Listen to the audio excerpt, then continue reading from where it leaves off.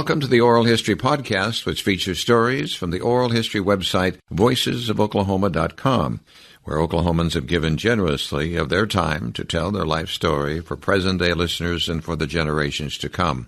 Our entire collection is available at voicesofoklahoma.com. By subscribing to our podcast, you will be notified of new Oklahoma oral history podcasts. So now listen to another interesting storyteller from voicesofoklahoma.com. The only full-blood American Indian to serve in the Oklahoma legislature, Enoch Kelly Haney was elected as a state legislator and a senator. He became the vice chair of Appropriations his second term in the House before becoming the chairman of the Appropriations Committee in the Oklahoma State Senate.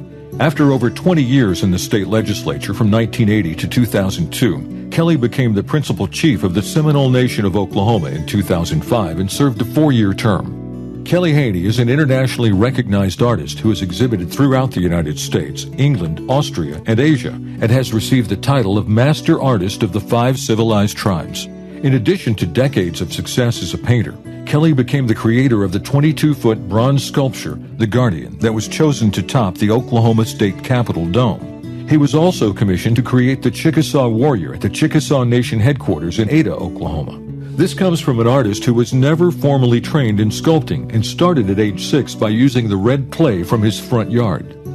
Kelly shares the traditions of his Seminole Nation, pays tribute to his teacher, Virginia Brown, and describes the creation of the Guardian in his oral history heard only on voicesofoklahoma.com. My name is John Erling. Today's date is July 20th, 2011. Kelly, would you state your full name, please?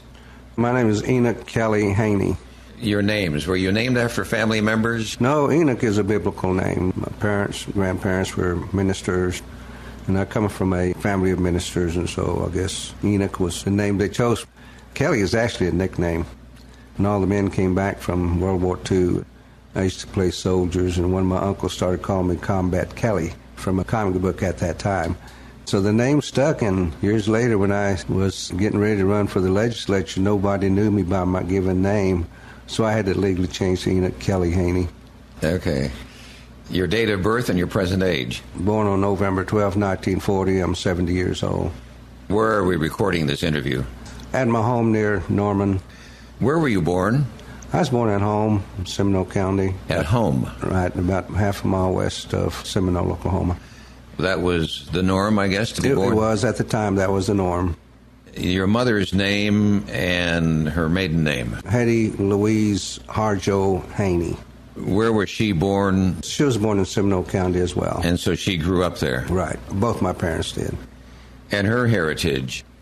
She's on the Seminole Rolls. However, historically, the Seminoles are made up of several different tribes that went to Florida at the time that the country was being settled in that area. They're just really rebels from numerous tribes.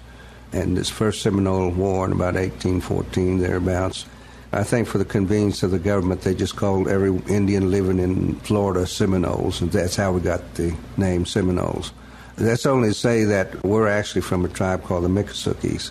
So historically, I understand, and my children understand, as my mother taught us, that we're actually Miccosukes, that there was no Seminole to begin with. And I consider myself a Seminole now, but we are historically Miccosukee Indians. Are the Creeks involved in this story? Well, many of the groups that came down to create the core of the Seminole tribe were actually from the Creek Confederacy. And the Creek Confederacy was similar to what I'm talking about with the Seminoles. They were made up of several different towns and remnants of groups that existed in a cooperative state, much like the state of Oklahoma, having Ardmore and Tulsa and Sallisaw and Guyman and so forth. There are many different groups of people in the area that was designated as Creek sovereignty. What was your mother like? Describe her. She spoke our native language mostly. Which was? Seminole. Seminoles and Creeks speak similar language, or just little differences in them. We call it the Muskogee language. She spoke that mostly. She preferred to speak in our native language because she could express herself better in that language. There were times when she'd be speaking alone, and then she'd just start speaking our native language, which I understood very well, because she just was more comfortable doing that. She would appear like she was really not learned, but she was in her 60s, and unbeknownst to us, She studied and got her GED. And I thought, wow. To me, that's a commitment to education, and that's an example for my children. The son that you met earlier, John, that's my youngest son. He and my other son, William, are both starting law school this fall at UCLA. So we've come a long way from my dad, who went to the third grade, and my mother, who went to the eighth. About your father and his name, please. William Woodrow Haney. He grew up in Seminole. He did, in pretty much the same area as my mother did. Could you describe him for us? There's different ways to explain both my parents, because there are the parents I grew up as a child. And then there was my parents as I understood them as adults and working and being in the world they are. So it's just like talking about two different people sometimes. But most of the people who knew my dad knew him as a storyteller. He was a really fine-looking man. In fact, he made the native flutes. He played them. He played at the Kennedy Center in Washington, D.C. He played with the Tulsa Philharmonic. He did some bits in some movies. He taught language at Bacone College, and he had a third-grade education. Which means to me, having a formal education doesn't mean you're smarter than anybody. It just means you have the willingness and the commitment to go to school, which you should, to get that education. Was he a minister? He was. He was a minister many years. My grandfather was a minister, so my father was. In fact, I guess they all assumed with a name like Enoch I was going to be, and I studied for the ministry. I was in ministry for a couple of years and then decided that my life and service to people was in a different area. So ultimately I became an elected official, and I saw my position in the legislature as my ministry. I was there to serve people. So I didn't, I guess, really think about having a personal motive other than being able to help other people. Yeah. Your grandfather, what was his name? Willie Haney, and he had an interesting history. Early in his life, he was put in the federal penitentiary near or at Fort Leavenworth, I suspect was near. No one ever knew why he went, but there are all these wild stories, and we're all different. At the time, I had a gentleman, a non-Indian in Seminole, once tell me when I was telling him a story, I said, we don't know what he went for. He said, Kelly, at that time, it doesn't matter what he did. He was an Indian. They would find some way to get him in prison. I think the truth of what we found out was he was thrown in jail for a $15 hot check. But that's the way they treated Indians at that time. Do you know how long he was in prison? I don't think he was in very long. I do remember the story was he told many people that he got at the same time that I think Everett Younger, one of the outlaws of old. Yeah. I think he got out the same day as he did, and he said Everett went to California and I walked home. He was kind of an outlaw himself in a way, but he became a minister in his last 40 years of his life. Did you get to know him? I did. I was about 12 or so when he died. Doesn't he have a Smithsonian Institution project? He did. In 1913 to a little past 1930, he wrote some stories for, I forget the man's name, but anyway, he wrote myths, legends, stories, just little stories. In our way, we call them nakonagoji, which means little stories. He would write these stories. He wrote in English, he wrote in the old Seminole language, then he wrote in the Muskogee language, which my dad and I, and he better than I, could translate the Muskogee language. And to my knowledge, he never went to school. But he wrote for a number of years, and I found those stories. I got copies of them. Dad would interpret, and I was going to do the paintings, but we never got around to doing the full stories. Do you have those so that you could, at some time, I don't have know. them placed somewhere? I don't know if I'm going to have time to do that anymore. Truth is, I've got several other projects I'm working on now. Right. But wasn't there an oral history project that he was? My father was. My father was active in storytelling. He's the storyteller, and he passed it on to me. I do the same thing. My son graduated from OU. He has a degree in creative writing. So we collaborate on a book that we're writing right now. I tell a story, and he puts in his beautiful language that he knows how to create with words. The book is almost finished, the first manuscript. We plan to take a look at that, and I have producers in Hollywood that I know personally who said they take a look at it and kind of help us along with it. So the object of that book? It's called The Light Horseman, basically. It's the story of the law enforcement arm of the 5 civilized tribes. In this case, more specifically, the Seminole tribe. To Native people, the Light Horsemen were what the Texas Rangers were considered in the mounted police, but they were an arm of the law for the tribes who were feared by the criminals of the time because they knew these guys didn't have pity. Was it your father or your grandfather served as chief of the Seminole? My grandfather did in the 40s, early 40s. Willie Haney. Willie Haney. He was selected, actually. At that time, we didn't elect our own chiefs. He was selected by the president at that time to serve as chief. President of the United States. Right. Selected. So he has it. I don't know where the document is. My uncle used to have it. That declaration, which was a pretty good size document. Which grandfather was a minister in the Oklahoma Indian Missionary Conference? He was. Willie and my father both were ministers. Right. It's no wonder then they thought you should be a minister too, in right? fact, he got my local preacher's license when I was still in college and just called me and told me he did it. Funny thing, though, it changed my behavior because I thought I better straighten up, But I always knew they wanted me to do that, but it didn't work out that way. Let's just talk a little bit about the Seminoles here, and maybe our conversation can lead to people listening to this and they'll want to do some reading. The Seminoles currently are living, is it in 3 states, Florida, Oklahoma, and Arkansas? Well, no, basically they're Seminoles in Oklahoma and in Florida. The largest contingencies of Seminoles are in Oklahoma. There are about 17,000 Seminoles that belong to the Seminole Nation. They don't all live here, but probably 65% of the Seminoles live in the 5-county area in and around Seminole County. The rest were moved to different parts of the country under a relocation program by the Bureau of Indian Affairs. I don't know if you're familiar with that. Yes. But anyway, it was just an effort to make us white. But many of the people didn't stay long, many came back, but many of those Seminoles stayed in those different cities, like in Dallas and Denver, some places in California, Albuquerque. Some stayed and made a life there. Wilma Mankiller in another area on this website talks about her relocation, Right. and they went to California. Yeah. The Seminoles then came from that, you referred to it, from that Creek Confederation of Tribes in the early 18th century. That was most of it, not all of them, because there were other tribes in that area, the Delaware, the Shawnees, and Cherokee.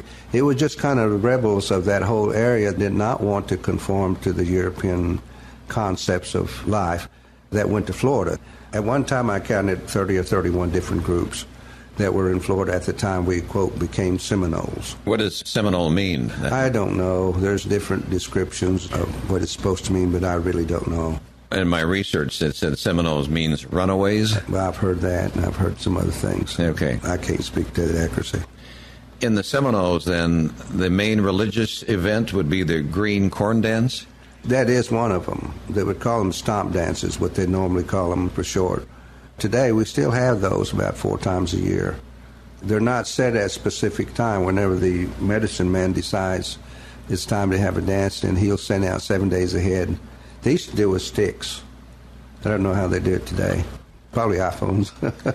But they used to just send out sticks to count down the number of days before the... Send sticks to... To members. And just say, well, we've got 7 days and we'll do stomp dance. That's kind of how they counted it down. Okay. What is the event? Can you describe it? It's a traditional ceremonial dance of the Seminoles and Creeks, actually the 5 tribes. Ours is still pretty closed. We can take still photos, but you can't take movies there, for instance, which I would love to. The other thing is that the nucleus of the religious part is a ceremonial circle. In the middle of that is a fire. We have 4 arbors around it, and non-Indian people are not allowed inside that circle. They can sit on the outside and look and observe, but in order to participate in the dance, you have to be native. At least in our tribe, it's still pretty strict. I don't go as much as I once did, but I have been on a number of occasions. Is that event a cleansing event? It is. One part of it is annually at the Green Corn, they do have a cleansing. They take medicine, take baths, and so forth, and part of the ceremony is to do, they call it sabi, which means to scratch. So they'll scratch 4 marks here, 4 here, maybe 4 on the back. And it just to show that they participated, they took the medicine. And I think it probably applies here as it did when I was about 10, 11 years old. I got into a fight at church. My mother took me to what we call the old lady, and we said that respectively with the old people. The old lady held me here, and my mother did this and pulled my sleeve up, and the old lady took a pin and went down my arm, 4 scratches like that. Well, I'm trained at that time not to show pain. I was hurting and stuff. And how old were you? I was about 10, about the age of my grandsons. It was stinging, but it wasn't deep. You could see the blood come out. And the philosophy was that the reason I misbehaved is because I had bad blood. So when they let that blood release, then it was no longer there. I tell people it must have worked because I was pretty good for a long time after that. But that's basically the same thing as the green corn. That's like a new year for us. It's a ceremony that signifies a new year. There's certain foods that we're not supposed to eat during that period of time. Then they take ceremonies and so forth. So it's still held in a very sacred way. But it's not public. It's not like powwows where you go to a powwow and you go see people dancing. It's not like that at all. And your behavior at those ceremonial grounds must be beyond reproach. Young men and young women can't be getting together for any kind of intimate relationships, and you can't be drinking on the ground. It's like going to church. People probably miss that part about those, like they just go. But it's really pretty much a serious thing, although they have fun and fellowship and so forth. So is this then a ceremony to God, or? Well, it is. It's the same creator. As the Muslims say, there is one God. Well, in my life, in my belief, there is one God. And for Native people, 1,000 years ago, there was this one God. We just worshipped in a different way. And in fact, fire is critically important to our Native people. And I once asked a friend of mine not too many years ago who was active at the grounds, what's the fire mean to you? He said, well, the old people tell us that's the way you talk to God. So that was partly what that fire was about, is speaking to the Creator. Mm-hmm. Of course, symbolically, it's the smoke, so forth. You had brothers and sisters? I've had 2 brothers and 2 sisters. One brother's deceased, and my younger sister is deceased. I have a sister and a brother and 1 adopted brother. A little bit about your childhood. Your first language, was it Seminole? It was a combination of Seminole and bad grammar. My parents had gone through that period of educational experiences. When they spoke the native language, they were reprimanded, physically, by teachers. And that was a common occurrence among the early day education of Indian children. And they remembered that they didn't want us to ever speak the language. But they always spoke, and we understood them perfectly. And all of my relatives spoke, and all of my play buddies, they spoke, and I couldn't help but learn. Now, I would speak, but I never spoke around my parents because they didn't ever want me to speak, so I never did. So your parents did not want you to speak? They didn't want to speak the language. The Seminole language? Right. Why do you think that was? Same reason I'm telling you. They just trying to protect us from, quote, white educational systems who reprimanded children brutally whenever they spoke our language. They didn't want it to become nature to you. They didn't want us so you would slip. The fact is, my mother didn't learn until late in life that I could speak the language. You kept it from her? I kept it from her, yeah. And I just accidentally spoke to her. She always spoke to me in native language, even in old age. She spoke to me. Then one day I just responded to her, and she looked at me and said, "Did you talk?" I said, "Yeah." My brother Bill, we call him Junior. I said, "Yeah, Junior speaks too." "He does," So we kept the language. We actually ended up with bad grammar. They tried to teach us what English they knew. So I had that difficulty in school, really trying to learn English in a proper way, because other students grew up with English. It was still a second language to us. English was.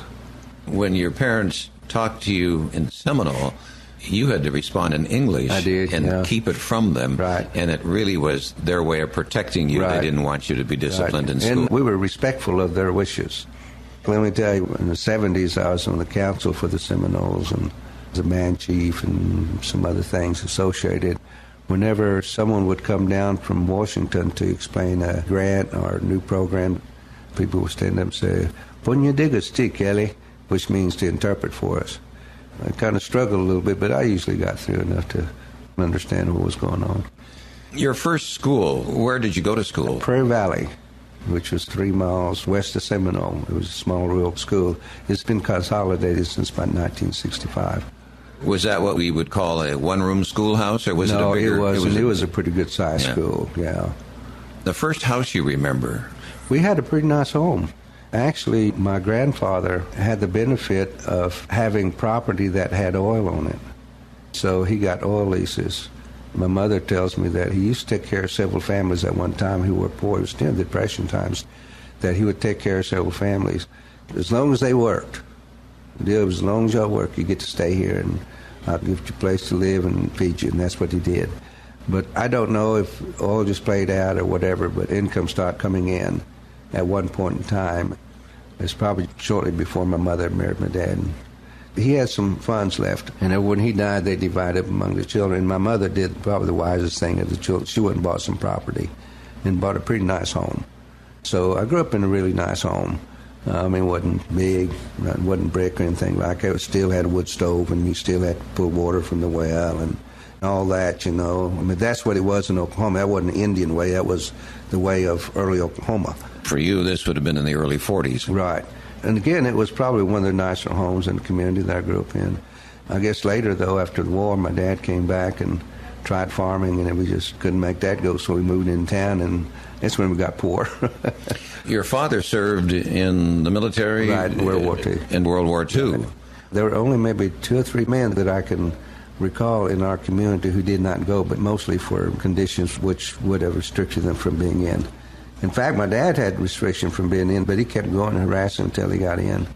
Most of the men went to the military. Native people do that. A large percentage of Native people always go to the call of the government as it relates to war. And I suppose that happened then. They went in when Pearl Harbor was bombed, right, yeah. And then there was that major influx. Right. Where did he end up, your father? In Germany. He said that he ended up in Germany at the latter part when they were cleaning up. I used to sit around after they came back, and I must have been, 5 or 6. I would sit around camp in front of our home. They would build a little fire, and the men would sit around, just like in the movies, you know, and just sit around, and they spoke in our language, and they would just laugh and talk about their experiences in combat. I mean, they didn't talk bad about it. They just had the biggest laughs. I guess they were scared at the time, obviously, but right. Now they can talk about it and talk about their experiences and so forth. That was interesting to sit and listen to that. Oh, yeah. It'd be great to have had recorded that. Oh, yeah. We had no such thing, probably. No.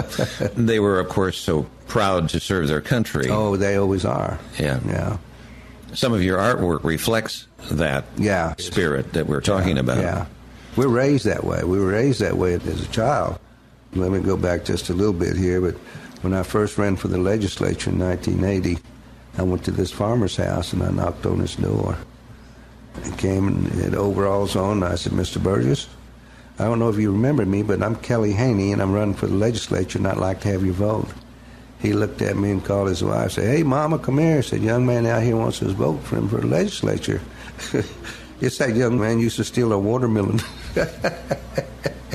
So everything comes back. But he was right because, you know, we all were down at the church, and the church was completely different than they are today. We would go up the backside through the woods and hills, and just for the fun of it, he had this watermelon patch. So broad daylight, we hit the ground. We just little bitty guys. We crawl up and go out and clip one off and roll it back just to see if we can get away with it. Well, apparently he was watching us. Another experience is my cousin who went to Vietnam, and when he got shot, what he did to stop the bleeding, he got some wet mud and just packed it down and tied it. Well, that's what we're taught. When we have injury, just put mud on it, let it absorb and tie it down. So he did what he was taught to do. Yeah, and it worked out all right for him. It worked out. He says, a little dirty, but he saved his life. Because you're an artist now today, when did your art interest begin to develop? I have been an artist all of my life. The Creator made me to be an artist. I had no choice about being an artist. I was an artist before I knew what an artist was. That's one of the most asked questions of me about my art career. And the one person who could answer that was my mother. And I asked her one day, she said, well, when you were 2 years old, I would give you a Crayola and you could draw what you saw. So it's a natural gift. Very, very young. I don't even know I was in school yet. And take red clay and I could make sculptures out of them. So they say, well, how long have you been sculpting? Oh, 65 years. Although that wasn't my main career for most of my life, but that's when it started. And I was thinking about it the other day, there was a huge rock that we sat on. And I started drawing and sketching with a little nail on that rock. It's over there by my sister's house today. I thought about getting and bringing it over here. But I'd do that or go down to the river. At the time, the Canadian flowed freely and a lot of water, and families would go down together and fish. It had large sand areas. So I'd go and just like they do at the beaches today, I would make large heads and things. Whatever I could use to make things with, whatever my image was, I could create it. Back in those early days, everybody had a knife. Not for protection as much as you needed to whittle on things. So I learned how to do that. I've been doing art all of my life, just at different stages based upon my general knowledge and the material that I happened to have at hand. Your mother obviously encouraged you. She saw that talent. Well, yeah, she did. The way I look at my parents is that my mother was the one who would keep getting me art supplies. They weren't those expensive ones. They were just very cheapy stuff, but I could use them. And she'd bring it, and I would continue to use them. That's how I developed that skill. And with my dad was a visionary. He just always thought about projects and doing this and doing that. Probably why he got to do all the things he did. He probably didn't have the background or education to do it. He just did it. That's why I trained myself, and that's why I trained my children. That's why they're at UCLA today. No telling where they'll go. I mean, but you just keep reaching out. So he's the visionary, and he was the artist as well. My dad was a flute maker, and he made jewelry, so forth. He made a lot of things. My grandfather, from the cornfields to get those corn shucks, he'd make little animals for us. And my grandmother took yarn and other stuff and make kittens and all kinds of things. So I really come from a family of artists. Did your brothers or sisters show any of that talent? My brother Bill did. In fact, he wasn't trained, but he could make a living at it, and that's all he did. You know, he could have done much better, but that satisfied him in life, is to take care of his family. He was a sculptor. He worked on alabaster. So he was a visionary. He always had new projects in mind. He recorded a number of songs, his flute playing. He developed some curriculum for language programs and so forth. He was just always looking out there. See, that's what I picked up. I'm the only full-blood Indian that's ever been in the legislature. Well, a lot of people told me I couldn't do it. I couldn't tell myself that. You just keep going. And that's what I teach all them, you know. You'll never know until you try it. Right. My mother, she was a worker. My dad was a visionary, but my mom was a worker. From her, I got this ability to work hard, and that's what I did. I constantly work. It's a great combination to have. It is. As a child in the home, did they tell you stories? My dad did. He was one who was mostly the storyteller in my family. The movies in the early day, stories of Native people would have you believe that the old Indian man told the stories, but in most cases it was the old women. He used to start out his stories saying, this is what my grandma told me. Whenever we talk about it back home, said this is what the old women. Again, we use that word respectively. It wasn't used in a bad way. But much of the stories that were kept by women. So they really had a high place in our society in doing that. The men got credit for it. You said stories you were told. Is there a very simple story that... One that just comes to mind when I think of my great-grandmother. My father told a story that, first of all, my grandmother, her name was Janie Chupko. The word Chupko means tall, usually. People told me who knew her, and I didn't know who knew her, said that she was a very tall woman. And they credited her, she's talking about the Haney men, said, she's the one who taught y'all to be like you are. And that's what he means. Said, your ability to speak and talk in front of people and so forth. Said, that's where you got it. I'm sure there was somebody before her, but they credited it to her. She was also a medicine woman. She's the person you went to get treated for different kind of illnesses and so forth. My father was being trained to be a medicine person. You really don't attain that stature until you're somewhere in the 40s or something. It's not a degree you get at 24. It's kind of a life learning experience. Well, anyway, my dad said he was playing, and his grandma asked him to go get this certain kind of herbs that he knew to pick. It was down at the pond, so he went and picked it and took it back to her. She was treating someone for a headache. It was severe. She took it and made tea. She would feel the head of this person when he found a soft spot. She had 4 little sharp objects, and she'd prick it with each one 4 times, and then she'd put this solution in her mouth, and she'd squash it around, and then whoosh, all over his head. He got up. He felt better. But one thing that I'm aware of in that kind of medicine is also this philosophy, is playing with the mind as much as anything. But, you know, doctors do that today, and psychologists do that today. But that's what they're part psychologists, because there are other practices in medicine that I'm familiar with where they use that concept so if they can change your mind, they can probably change much as your illness that you might have. So many of these stories were about grandparents and family members. Right. And what was a perfect day for you as a child? What would that have been? 8, 9, 10 years old? Oh, probably a little earlier than that. I lived down in the country, so I would go walk in the country. My dad was off to war, and mother doing what she did, but someone taught me how to fish. There's a nice running stream, which is not there today, but used to be. And as long as I had a hook and a little sinker and a cork, and my knife. I could take one of these limbs, and I'd go sit down at the creek and just throw my line out there, and mostly got catfish, some perch would bring it in and take it back up to the house. They would clean it and cook it. But that was kind of what I did. I lived out in the woods. Friends of mine later years said, "Won't you go camping?" I said, "I did all the camping I want to do when I was a kid." But I pretty much lived out there. Just loved being in the woods. But see, the other story, too, there are many, many stories. But I was telling my grandmother one day, I saw a wolf down at the creek, and she reprimanded me real bad. Speaking our language, said, "You don't call it a wolf." "Okay. Call it Puzasako," which means great-grandpa. Well, in our way of believing, we all belong to a clan. I'm of the Sweet Potato Clan. My great-grandfather was of the Wolf Clan, so we interact with nature as one, and I still do. So whenever I saw a wolf, I was to refer to it as Pujasako, my great-grandpa. And you could talk to it, and you used to tell me, said, "You get lost in the woods, find him, and he'll lead you out of the woods." So I was always looking for that whenever I traveled in the woods. I was always looking. In case I got lost, I was going to look for my grandpa. Take me out. The other day, there was a hawk that landed back here. Beautiful. My daughter, who was here, said, "Grandpa's here." Because so you pass the stories on. We pass it on. I mean, it's a way of believing, and it connects us with all of creation today. Yeah. That's what's different about our Indianness. We've studied philosophy, theology, so we understand those things. But also we have a way of believing about spirituality in our own way. Daughter texted me and said, "Dad, I saw 7 hawks today." She knows it's her grandpa. Well, then she was going to the lake a few days later and said, "I saw those 7 hawks again today." So I don't know. I'm thinking about that. I'm trying to figure out if there's something behind that. Because to me it would be. But it goes further than that. See, it goes among Native people who are taught that. The extended family. I was in Mesa One, in, I think it was Arizona, at the Hopi Reservation. They lived the way they did 500 years ago on this ledge. They were having a dance.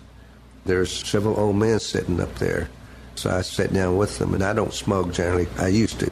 I saw one, and I said, "Can I have a cigarette?" Because that connects me with them. Then I asked him, I said, "What clan are you?" He said, "I'm Parrot." I said, "Oh, you're my father." Another one, he said, "Oh, he's Coyote." "Well, you're my grandpa."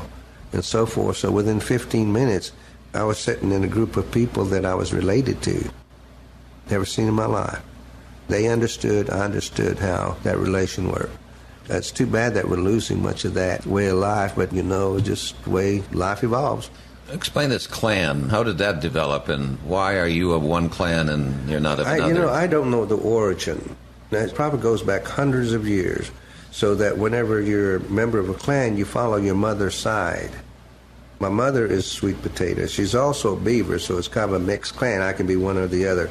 My father, because his mother was Bird Clan, he's Bird Clan, you see, and that's how it works. So does the clan go beyond Native American boundaries? I think it goes beyond, and that may be one of the things that connects some of the tribes. Not all the tribes believe this, because there are over 500 different tribes with different orientations and understanding of life and understanding of the Creator and spiritualism, all this. They all look at it differently. The only thing that I have found that kind of pulls us together is a concept of the circle. All things are in the circle. One of the important things for me and the beauty of the circle is all people are on the circle, which means that all people are of equal value. No one is better than the other or anybody less. You're all of equal value. It's also broken into 4 pieces with the 4 seasons. It talks about the birth through life, and the cycle continues to go even at death. The cycle then goes to new births and so forth. That circle seems to be one of the concepts that most spiritualist Native people gravitate toward. Whenever we were doing the flag plaza at the state capitol in the back, I wrote the legislation for that and got the funding, and we built that. And the day that we were there, I think Fred Keating at the time was governor, we were out there having ceremony, and as we were concluding, somebody said, look straight up over this plaza. I guess it had to be a hawk, it looked like an eagle, but it just circling, straight across, just circling. And went into the clouds and didn't see it again. My only response, it was just a natural response, is, oh, that's my daddy. I didn't think about it. Now, other people probably didn't know what I was talking about, but I'll guarantee you most of the native people who were sitting there understood what it meant. Your daddy's clan was a bird. A bird clan. But you said when you were in Arizona, the Hopis, that clan concept was there with the Hopis. There, right. So you were able to connect with them. Right. Speaking of the spiritual world, you were born into the Methodist Church. Right. Let's talk about that. As a youngster then in church, was that the Seminole language that was used? It was. My whole life was surrounded by the language. There was the church, the praying, the singing, conversations. That's why I couldn't help but learn. I mean, you're just around it all the time. That was my life growing up. Talk about growing up Indian. To me, that's what it means, not drawing water from the well or stuff. Everybody did that. I mean, that was a way of life in Oklahoma. But there were these uniqueness about us as Native people with our language and with our belief systems that set us apart and still set us apart, because in spite of the fact that John is getting ready to go to UCLA when he's Columbia, he started and got the Indian Club going real strong. He got the powwow going on. So he still is proud of who he is. And for what he understands about it, he's able to put it into new venues now that people who've never seen that before. So you're saying he graduated from Columbia in New York and now is going to go to law school at UCLA. Right. The church became a big part of your life. It was. In fact, it probably was a part that anchored my life in a different way, just the spiritualism, the belief in a life after death, and the belief in a creator. But having said that, then I've studied a lot of different religious readings and so forth, both of the Christian and other major religions of the world, because I have an interest in trying to understand the human behavior of major religious groups. I mean, it's astonishing to me what they believe in terms of love, and they go out and kill people all the time. That upsets me to no end. And I think, well, how do you do that? I mean, you talk about Christians who did that. Yeah. You talk about Muslims who do that. You talk about almost any group of people who do that. That really does confuse me. But my father, when I was probably 18, I'd finished high school. We were walking out in the woods, as we usually do, and he picked a piece of stick and he said, "Kelly, everything you believe about God and about life is what I believe. He said, from this day forward, it's not yours." He broke the stick like that. He said, "You must make it your own from here on." So my concept and my belief in religious and spiritual understanding is far, far different than the one he had. Because of the studying you did of all religions. Right. And different experiences. His was right for him, and it was right for me at the time, but that gave me the freedom to go and be who I am and be comfortable with my beliefs. The same thing I say to John when he went off to school. He was always with me in different churches and native churches we'd sit in. But I told him that once you go to college, you'll be challenged with all kinds of information, and your life will be challenged, your beliefs will be challenged. I said, that's okay. But from here on, you have to make all of your life your own understanding and experience. You're kind of releasing him, as your father did to you, that you can form your own thoughts. It doesn't have to be me. Right, that's true. Yeah. But it's hard not to do that when he's still around, and occasionally from time to time, trying to be the father, so I try not to say much to him in that way. Yeah. Church helped you in your education. They did. They gave me a scholarship, basic scholarship, wasn't much, but they gave me enough to get started. But when I was at OCU, somewhere along the line, I decided, I don't think I want to be a minister. I didn't have anything against it, so I gave them back the scholarship. Now, I had 2 kids, and I didn't have money. I'm not a person of wealth, still not, but I could work. I was born on a farm. I'm a hard worker, still am today. I worked at JCPenney Company, worked 55, 60 hours a week. I paid for my own education at OCU, of all places. Even at that time, it was $75 an hour, and that was 50 years ago. And that was a lot of money. And it was difficult and hard, but I got through. I did do this one thing. I wrote to the Bureau of Indian Affairs asking for a scholarship. They sent me a letter saying they'd approved it, and I looked at it a while, and I wrote them back a nice letter saying, well, thank you for offering a scholarship, but why don't you give it to somebody who really needs it? In retrospect, there wasn't anybody needed more than I did, but that was just the way I think. Why would you do that? Well, because I was taught not to take anything from anybody that was free like that. We never took welfare or anything. We just didn't believe that way. Yeah. You just go out there and you work for it. You work for what you get. Nobody owes you anything. That's the way my parents taught me to be. That's how I am today, and I pass it on to my children. They don't ever ask anything from me. Usually they take care of themselves. I've got 6 kids now. I had a 7th when he died when he was 18. But he had a son that was born a month after his death, and he's 28 now, and he's a banker. We keep pushing the bar up and keep him moving forward. Yeah.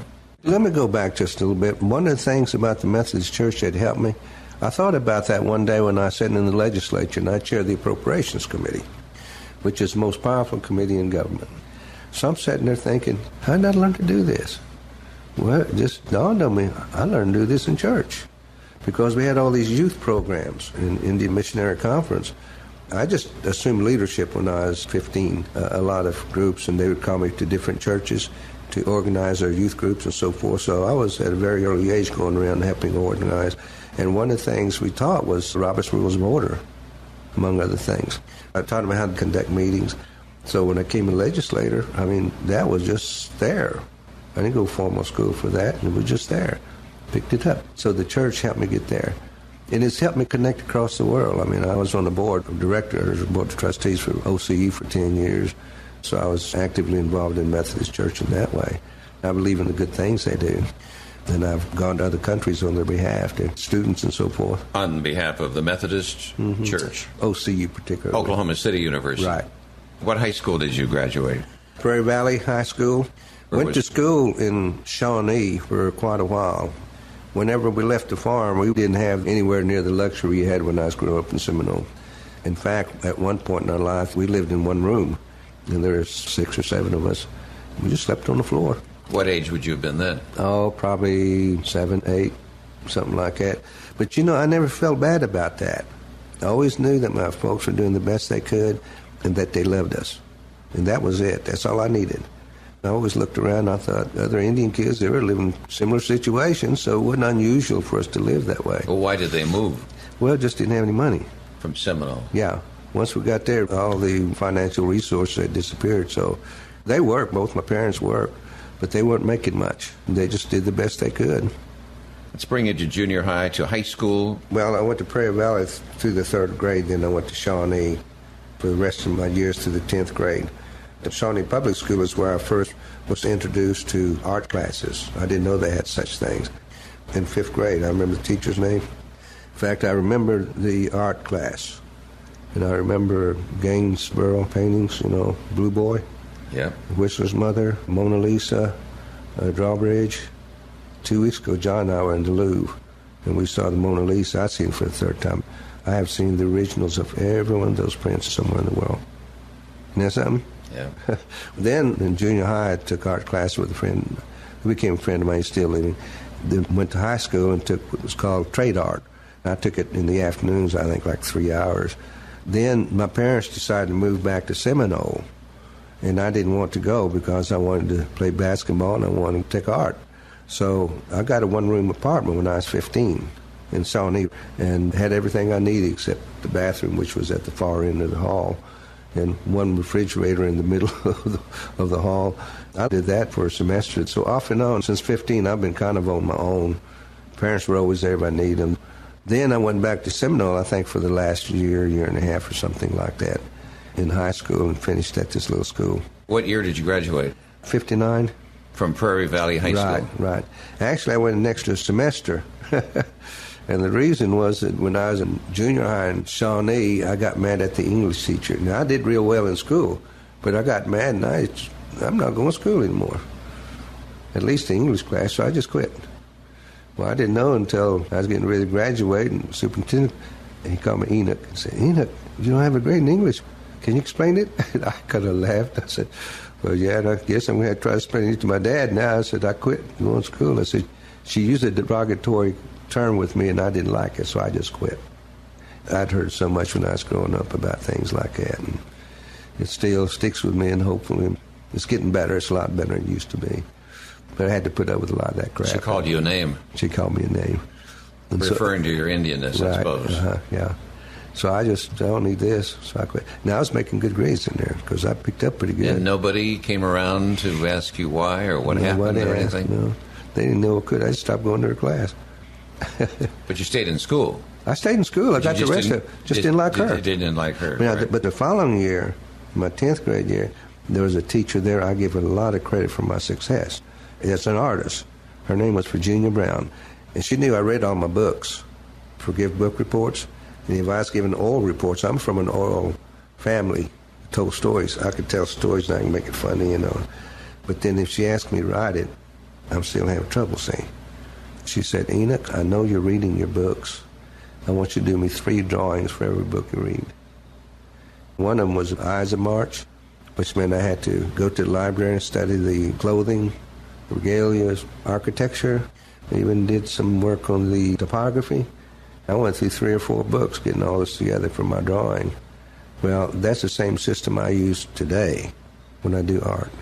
That teacher would think out of the box. Yeah. She knew you couldn't write. Right. She knew you were an artist. Right. And gave you a way that you're using to this very day. Right. She was a teacher. Yeah. That's a teacher. I was on one of those talk shows years later.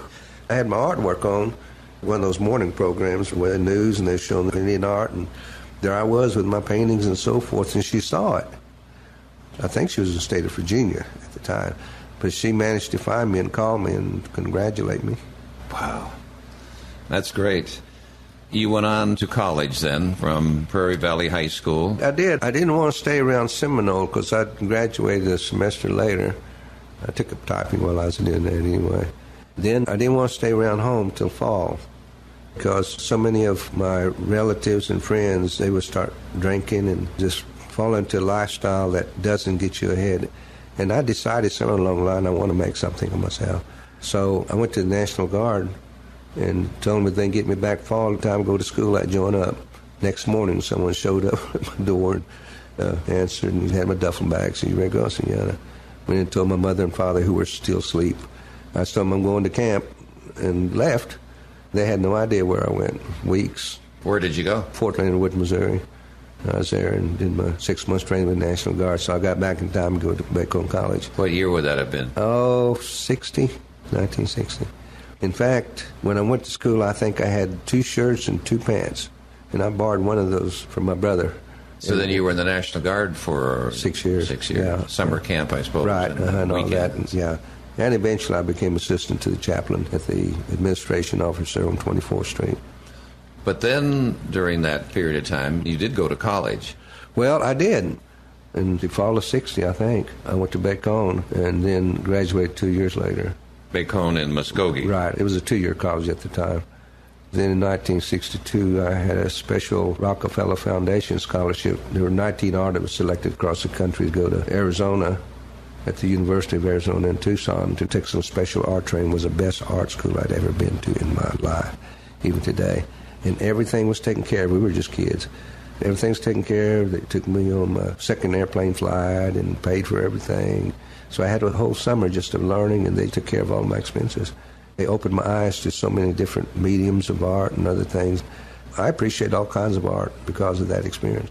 Then came back and graduated from Oklahoma City University. Okay, then you came back to Oklahoma City University Right. And then graduated. Your studies were all about art then. Probably much of art and religion. I studied a lot of religion. You graduate, then what do you do? I was planning to go to seminary at Southern Methodist at Perkins School of Theology. And I was talked into taking a pastoral charge because they said they were low on ministers and Indian Conference. And I said, no, I don't want to go. I want to go to school. I don't have respect for that superintendent at that time because of many things. Superintendent of the Indian Missionary Conference. He was non-Indian. There was the Indians, there he was, and this was the bishop. We couldn't speak to the bishop except through him. And I didn't see that that was right. First of all, he had a doctorate in front of his name, but he didn't have the degree that I had even. And I'm thinking, well, we can speak for ourselves. And I really got in big time trouble with him. Didn't last long, a couple of years before he decided to send me off to a place, and I'm not going. My dad was a minister, and he moved. I'm not going to take my kids through that. So I just dropped out. Dropped out of the ministry. Because you actually pastored a church? I did, yeah. I was involved for 2 years. In fact, I worked at the conference level, and I was responsible for youth programs in 125 churches in Kansas, Oklahoma, Texas. I had quite a few experiences in that time. But it wasn't because of him you dropped out of the ministry, was it? It was. It really was. It was him because they talked me into going into it. Because after my first year in the ministry, they were paying me like $21,000 a year. I've got a college degree. I've got 3 kids, and I couldn't make it work. I said, I'm not going to treat my family that way, so I dropped out. I've never left the church. I'm still active, go every Sunday, do my tithing, everything today. Then after a while, I became a vocational counselor for a new program in Oklahoma City, which was basically a VOTEC program, which was started by the federal government. It's even before Oklahoma really started to move along with the VOTEC programs today, which I helped create in Oklahoma. But that was from that experience. They helped me do that in the legislature. I had a pretty good job, paying well, bought me a new car, got me a new house. They come talk to me and said, we sure need you to come back. And I said, well, I don't know if I want to do that or not.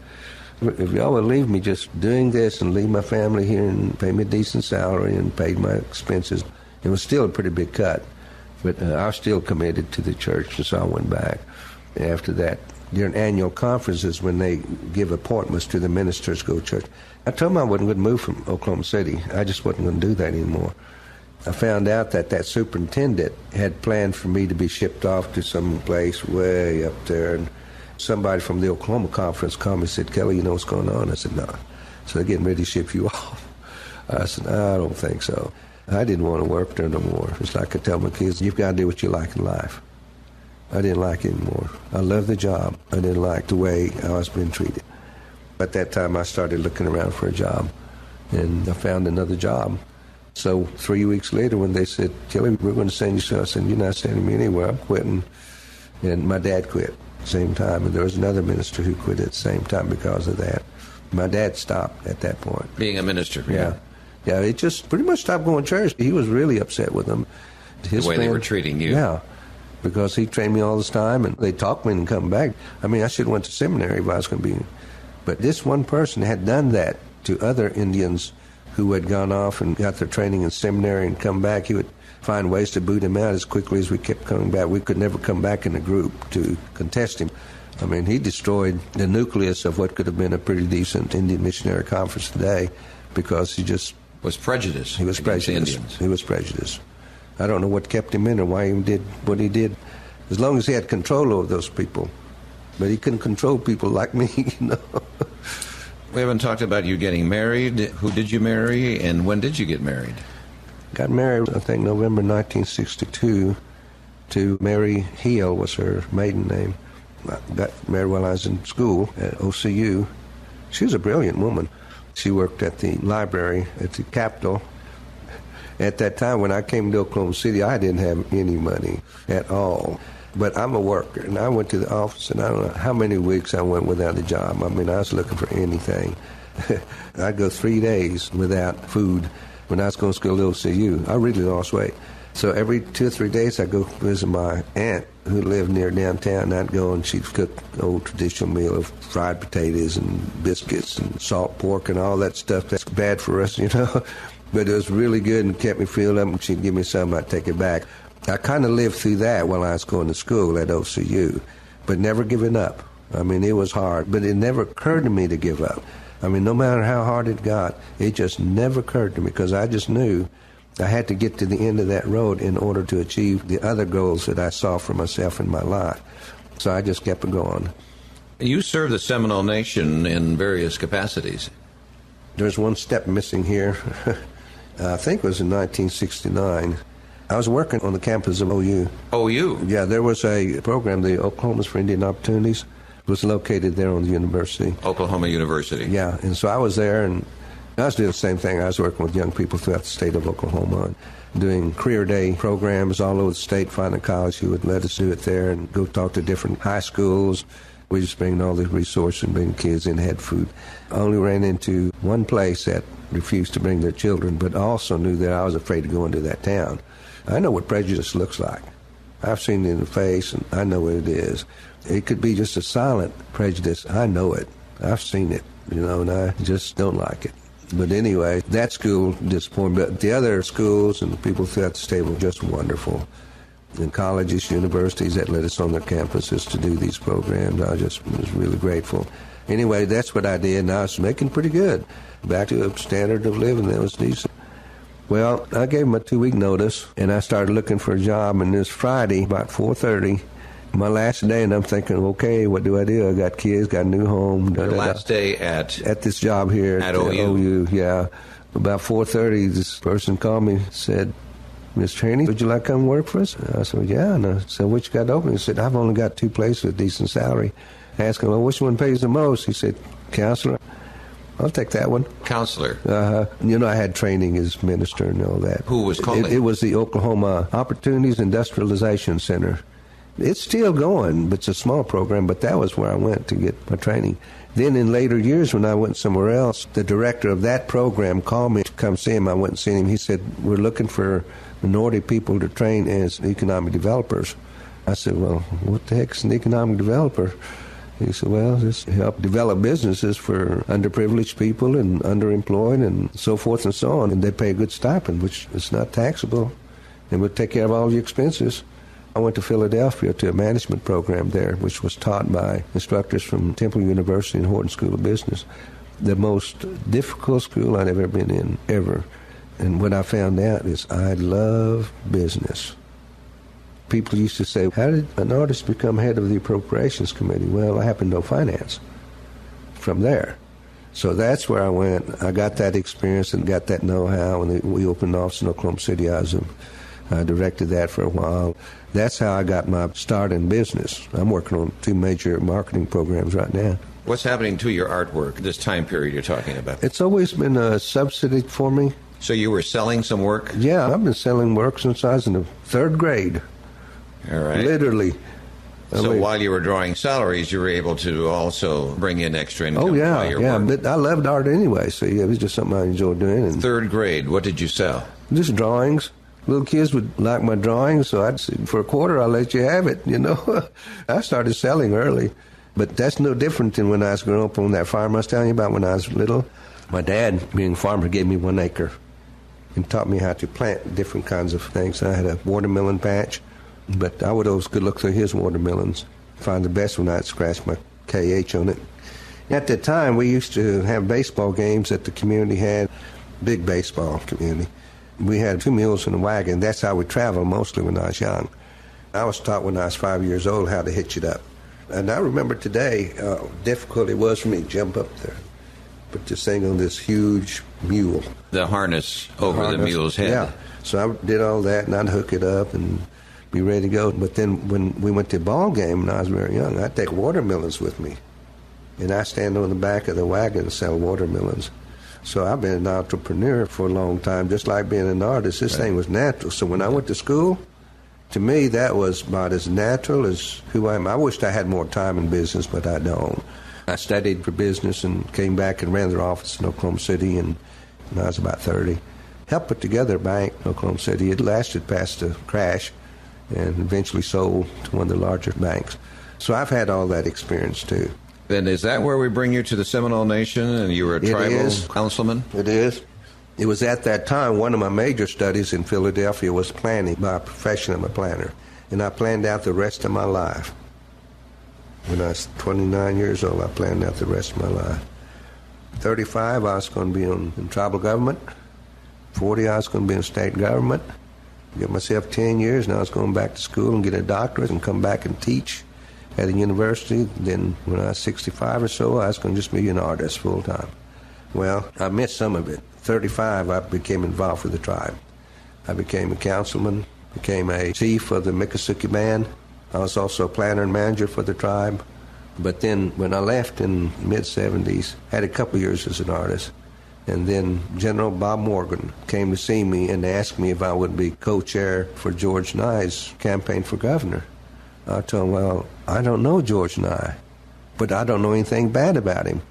But I knew Bob, and he and I were good friends. We'd done some things together. So I took it on to be one of the co-chairs. That's when I got involved in state politics, and I would go around and make speeches for him when he couldn't make it, travel with him in different functions and so forth. And then in 1980, I decided to run for the legislature myself. That's when I was 40, so I'm still on target. Well, then I was going to be in legislature for 10 years, but when you become chairman of appropriations, that's a big deal, and you get to do a lot of good things. So I was there 22 years. I missed that part of getting my doctorates. I did teach at OCU as an adjunct faculty in marketing. That's what my strength is. I missed that part, but I thought, well, I've already taught now. I went back to school during this period of time to get my master's. And I got 6 hours away, and I got to think, well, I'm not going to ever use this, and I just don't have time to do it, so I just quit. Probably shouldn't have. It's the only thing I can really think of that I quit, but, I mean, I've done everything with it. You served as a state representative from 1980 to 86. That's right. That's when then you were vice chairman of the House Appropriations Committee. Right, in the second term, which is really unusual because normally 10 to 15 years before you get that. I don't know how good I am today, but back then I was really good at politics. And for me, politics was my ministry. I looked at it completely different, so that mine was just association and liking people and wanting to do something with people. The other lesson my father taught me while we was out in the woods, he got a stick and he broke it like this. He said, Kelly, when you break that one stick, it's easy to break because it's just one stick. Then he got a bundle together and tied them. He said, I tried to break it. Couldn't break it. He said, son, if you're by yourself trying to get something done, you'll get broken. But if you have a lot of people and different other people around you as a group, they're much harder to break. So I took that basic lesson. I went to the legislature. I'm not only able to work with Democrats, I'm working with Republicans. I'm a staunch Democrat, but I have great Republican friends, and we go out and have dinners and all kinds of things. So I was able to take that little lesson of tying all those bundles together. A visual like that has stayed with you to this very age. Right. You can still see him doing that. Yeah. And I pass it on to my children.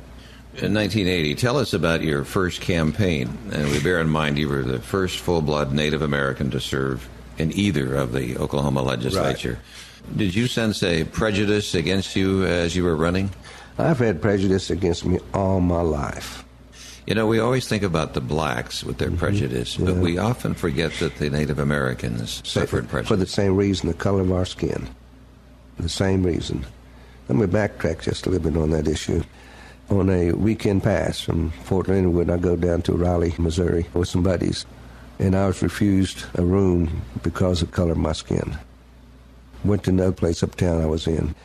On my way to Fort Leonard Wood, Missouri, stopped off in Tennessee, got off, went into the restaurant. They stopped me at the door and said, your kind goes around there. Now, I went back and there were blacks, and I had a problem with that at all. But I do remember going under this big oak tree, sitting there thinking, what am I doing in this uniform? What am I doing? So that really causes you to think about that. But I'm glad I went through that experience because it helps me to understand what other people had gone through much, much more severe than I. I just had an inkling of it, just a test of it. While wearing the United States military uniform. Twice. You still suffered prejudice. Right. And then when you looked at that uniform, why? Why am I here? But, you know, like other Indians, we're patriotic to this country.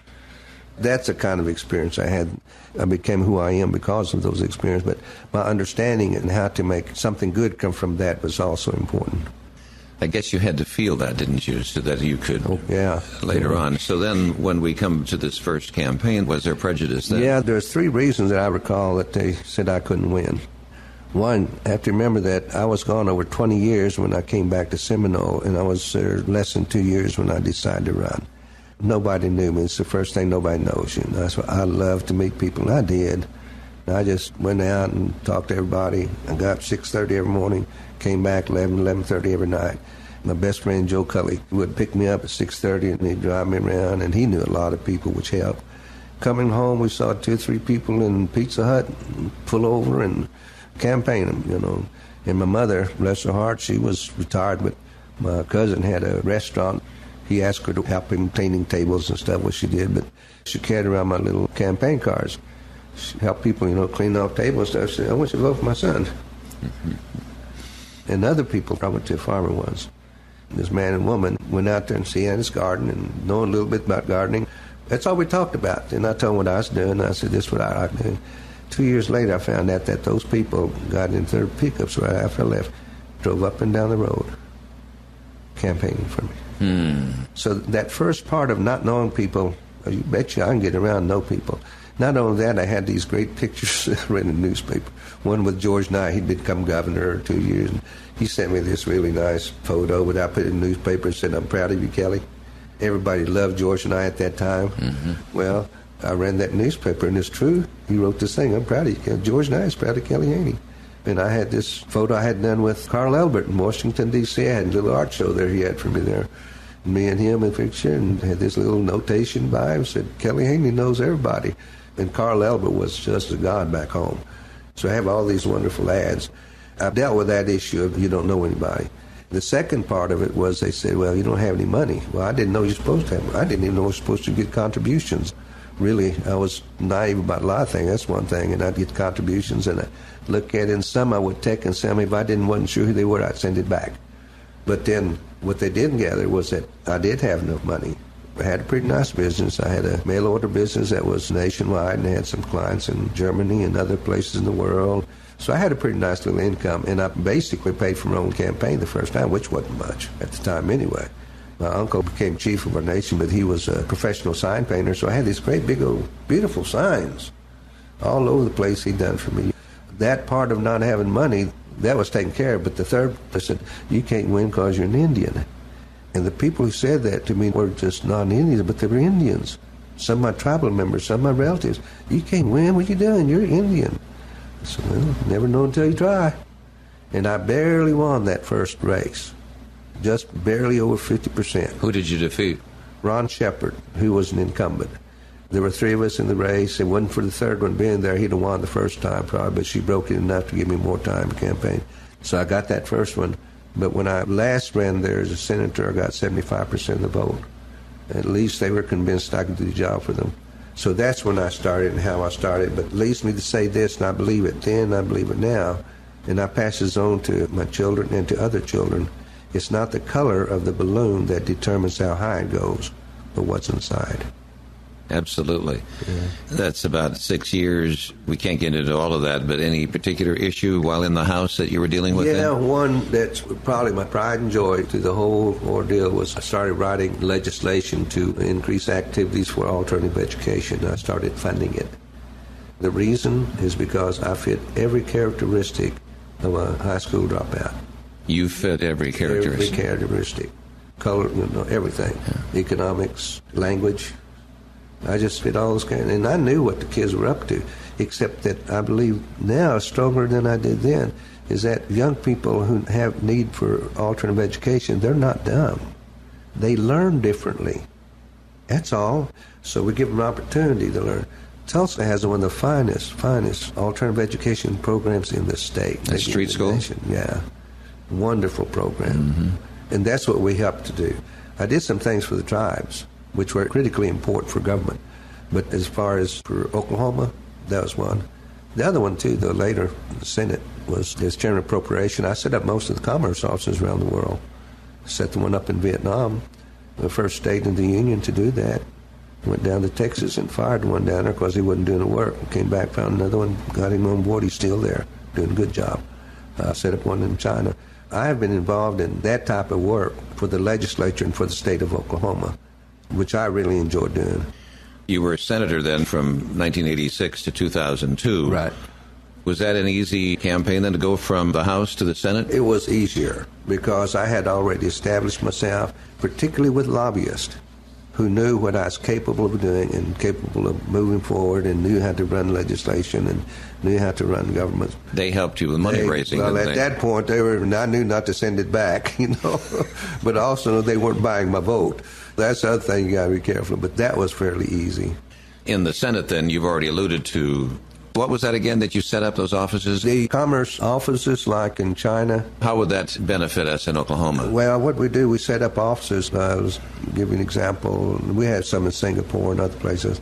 We set up an office. Unfortunately, we never gave them enough money, but they would help us to identify businesses that Oklahomans can invest in there and where we had opportunities to sell products from Oklahoma. The three things that we really have going for us here, among other things, besides technology, which we do, and we can connect people through the Department of Commerce. Red winter wheat, cattle, and poultry. Those three things are big in Oklahoma. That's why we were able to make contact, and those people sitting in those offices in those countries, speaking the language, understand the culture, can interface with our Department of Commerce here and help to develop these business relationships, and that's what I did. And again, that's my business training. Well, that was major then as you were in the Senate. Yeah. Anything else that comes to mind that jumps out? I think probably one of the big things with tribes, I tried real hard not to be noted as, quote, the Indian senator. We had to be careful of that. A lot of my colleagues in the Senate, for instance, I would bring them in and tell them what the bill was, if it had to do with the Indians, and they would run them for me. So I didn't ever gain that. But the thing I did do, it took me a long time to do it, starting in the House, was to establish Oklahoma understanding of tribes as sovereign nations. That wasn't in the books. That's the reason why we could never come together on compacts and work problems out. If there was a problem out there in Indian country, state of Oklahoma, we'd end up in the Supreme Court. That's costly for everybody, ridiculous. But finally, the Supreme Court said we solved this if you had compacts.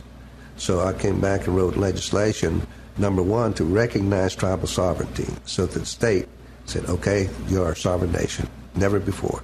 Second thing was to set up a system for making compacts. We have over 300 compacts today between the tribes and the state of Oklahoma. And those were big because Oklahoma's tribes' contribution to the state of Oklahoma are in the billions today. I think the Chickasaws has a bigger budget than the state. Much of that comes from gaming? Much of it comes from gaming. And, of course, they have other business activities. As other tribes do, too. What they didn't have, what the state of Oklahoma is capable of doing, and we're not, is that they base their revenue on taxes. The tribe can't do that. So their source of revenue is gaming. Much of it comes from out of state, as you might know, like some of the bigger ones, Windstar with the Chickasaws down the Texas border. 85% of the money comes from Texas. Comes from Texas because the gamers are coming from Dallas, as well as the Choctaws in Durant. Theirs is coming. So we're getting bukus of monies through gaming from other states. And it's all spent here in Oklahoma. The one thing I like to mention to people, and I have no problem with Walmarts who are in Arkansas and JCPenney's who's in Texas, but the tribes live here. It stays here in employment and buying every imaginable product from vendors from Oklahoma. So there's a big, big contribution to the economics of Oklahoma. Right, and then when there are special needs projects that maybe the government of the state of Oklahoma can't or won't contribute to, I've noticed some tribes, they say, well, we'll step up, we'll build this bridge, right, we'll build this road. We've always done that. I've helped to build several roads in my district because the tribes through the Bureau has a road program. They were always allocated X number of dollars for roads. And what I would do is put them together with the county and the state. If you put them all together, use the funds cooperatively, you can build something good. I've built all kinds of roads around Seminole, right through rural areas. I mean, super-duper highways. And it's like that all over the state. The tribes have contributed a lot. And like I say, in schools, we made a contribution when I was a chief to Seminole College to finish building their residential hall. Made other contributions to them to help in educational efforts. You know, we're big into that. You think that overall, with the tribes now becoming wealthy, let's use that word, wealthier, it has empowered and added a sense of pride to Native Americans in our state and to these tribes? It has, but let me tell you where the impact is. It's in those hundreds of students now who are in major universities throughout the country. I paid for my son's education at Columbia. You paid for that? Yeah. We have a small fund for the Seminoles, but not very much, just less than $1,000. But then some of these tribes, the bigger tribes, they can pay for the whole thing, no matter where they're going. Choctaws give a lot of help to their students. And the Chickasaws, they can go to almost any place in the world. In fact, when I was in Paris, there was a young man there, John knows, he goes to school at the American University in Paris. We were talking about how he's able to do it. He said, well, the Choctaws. One of the things, too, that you find in Oklahoma, income levels relative to other states correlates with the education level of its citizens. As we bring up the level of education for the Indian students, that brings up the level for Oklahomans overall. So there's a lot of contributions to what we're doing. And the thing about tribal governments, when we talk about wealth, it's different than saying tribal government versus Indian. Most of us out here paying taxes like everybody else. I'll pay a ton of taxes this year. But that's okay. If I make it, I can pay it. That's fine. But most Native people pay taxes. It's the government. It's Indian governments versus Indian individuals. It's like saying you live in Tulsa. Well, they're not taxable, but the purchases they make and so forth. But that's not going in your pocket. You got to pay taxes. And the same thing applies to Indian citizens. Because the tribal governments have wealth or are non-taxable, the same thing applies. The rest of us pay taxes. So you're talking to sovereignty to that issue, but right? it's to the government, not to the individual Indians. Right. The last year of your Senate career, you then ran for governor. I did. In 2001. That's when Brad Henry ultimately became governor. Right. Any reflections on that race? One is that I wouldn't have got it if I didn't try. I wouldn't have been a representative. I wouldn't have been a senator if I didn't try. I wouldn't be an artist if I didn't try. I wouldn't be a college graduate if I didn't try. I couldn't have been governor if I didn't try. But I have failed more than once at different things. But that's what you do. You get yourself up, dust yourself off, and go again. That's what you do in life. I don't have too much of that left anymore. I'm 70, so I don't have too much getting up left. But that's what you do. And I don't regret that. I met some great, wonderful people in the state of Oklahoma. I was just short about $1 million. I raised quite a bit, but you still have... You were short $1 million? I was short $1 million. I raised almost $2 million, but you still have to have the money. There's almost a correlation between the amount of money you spend and who wins the race. I mean, if it's spent wisely and if it's a good campaign, you run it right. Yeah. So an issue that you ran on as governor? Education, I think, and management of resources. Healthcare? Yeah, healthcare, all of those things that I do anyway. But education was always my big thing. Would that have been the first time you were ever defeated? Well, yeah. I don't recall any other time I was defeated in public. First time? Yeah. And that's okay, but let me tell you what my sister said to me after. She worked real hard for me. She said, Kelly, it wasn't meant to be. And I said, no, I just didn't get the votes. But you know what happened afterwards? Ended up with diabetes. Then I ended up with prostate cancer, which put me down for a couple of years. And some surgeries, had a stent put in. During those 4 years, I couldn't have been governor. Wow. You see? So what she said was true. I finally learned to believe that about life. Sometimes you don't get what you want, but it's not meant to be. Mm-hmm. It's on right time it comes about. You came through that 4 years, and today you've defeated all that. I did, and then that's when I became chief. I was still on the last part of my prostate cancer whenever I was chief. 6 months before I was out, I had a lot of serious problems. But if I went to hospital, I couldn't have served out, and so I served it out with great pain, physical pain.